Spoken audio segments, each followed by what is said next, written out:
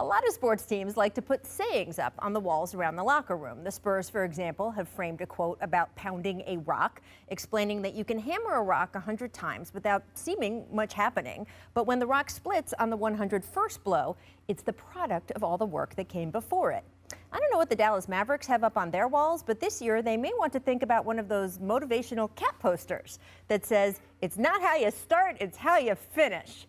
After all, Dallas's start this season, not exactly peachy. The team had one of the league's toughest early schedules. It had injury issues. Then it had COVID issues, like serious ones. 3 players were quarantined while on a road trip in Denver. They had to stay locked in their hotel rooms for 10 days while the team carried on without them. And even once they were released, it was a struggle to get their conditioning back. Combine that with the reduced offensive firepower that came with having traded away Seth Curry, as well as some just outright lazy nights on defense, and the Mavs' spot in the standings plummeted right along with Luka's MVP hopes. Yet slowly, things in Dallas have been turning around. The team has won 4 of its last 5, and while there's still a long road to walk, at least the Mavs seem to be finally heading in the correct direction. Like take last night, which kicked off with a mini controversy over the national anthem. The Mavs had not been playing the anthem before this season.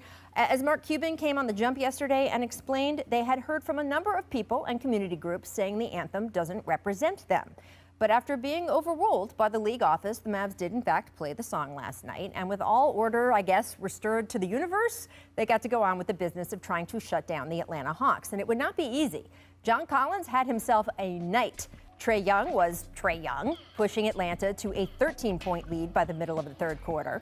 But then in the fourth, the Mavs surged, shooting 15 of 22, 7 of 9 from 3.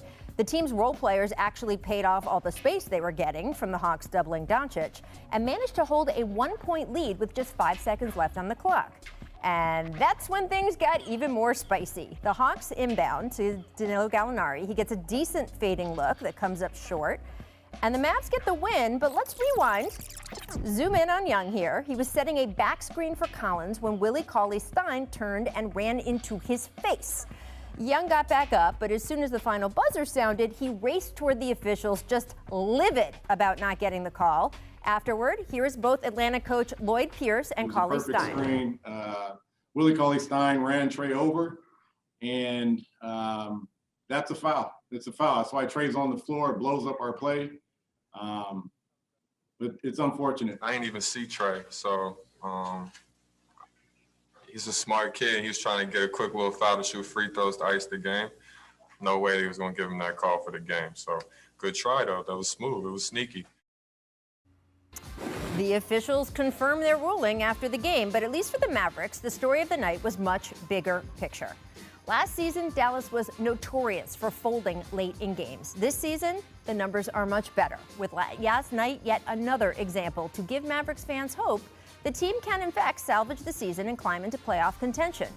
In so many different ways, inside games, inside a season, it really is not how you start, but how you finish. Keep the poster up, and the sky's the limit.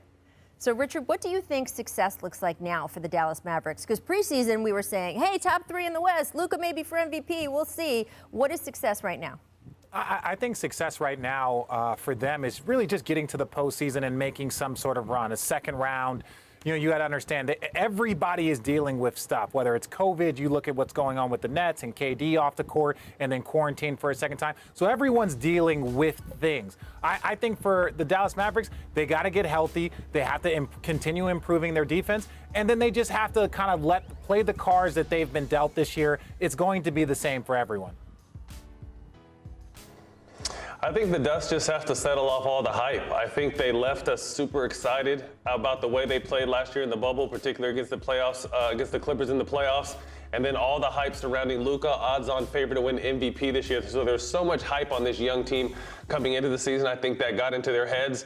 Now the dust is starting to clear. They're starting to find their footing. They're only a game and a half out of 8. So to piggyback off what Richard said, getting to the playoffs is definitely the goal, but trying to get out of that first round too, considering they really didn't improve this offseason and they let go someone like Seth Curry.